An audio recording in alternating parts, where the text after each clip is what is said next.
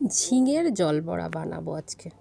দেখছি কদিন ধরে খুব ভাইরাল হয়েছে এটা। আমারও দেখে শেখা, দেখো তো পারি কি না। কড়াইতে সর্ষের তেল দিয়ে কালো জিরে ফোড়ন দিলাম। এবার কাটা ঝিঙেগুলো ওর ভেতরে দিয়ে দিলাম, দিয়ে একটু ভালো করে নাড়াচাড়া করতে হবে।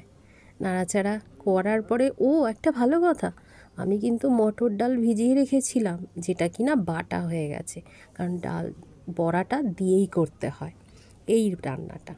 একটু ভালো করে নাড়াচাড়া করে অল্প একটু নুন দিয়ে দিলাম, দিয়ে এবার আমি একটু চাপা দিয়ে দেবো। ঝিঙে থেকে জল ছাড়বে, এতে কিন্তু জল দিতে লাগে না, ঠিক আছে। এইবার আমার ওই বাটা ডালটার মধ্যে আদা আর কাঁচা লঙ্কা বাটা, একটু নুন ভালো মতন দিয়ে, অল্প একটু হলুদ দিয়ে এটাকে ফেটিয়ে আমি রেখে দিয়েছি।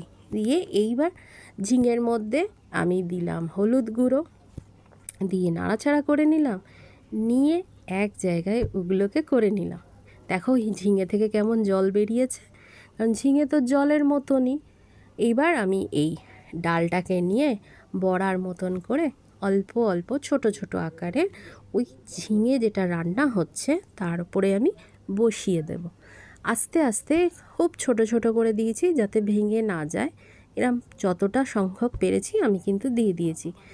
নাড়ালে একদম চলবে না, যাতে বড়া না ভেঙে যায়। চাপা দিয়ে রেখে দিয়েছিলাম, অনেকটা শক্ত হয়ে গেছে।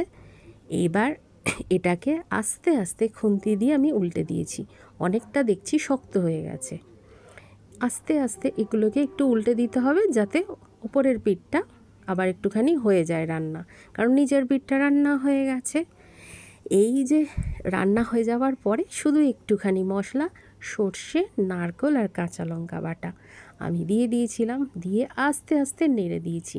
বড়াগুলো কিন্তু ততক্ষণে পুরো শক্ত হয়ে গেছে, আর একটুও আমি জল ইউজ করিনি এখনও অবধি, শুধু এটাকে ভালো করে মিশিয়ে দিয়েছি।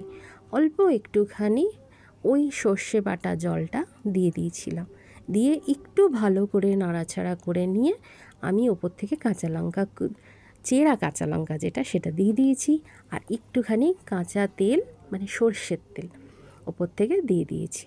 দিয়ে রান্নাটা কমপ্লিট।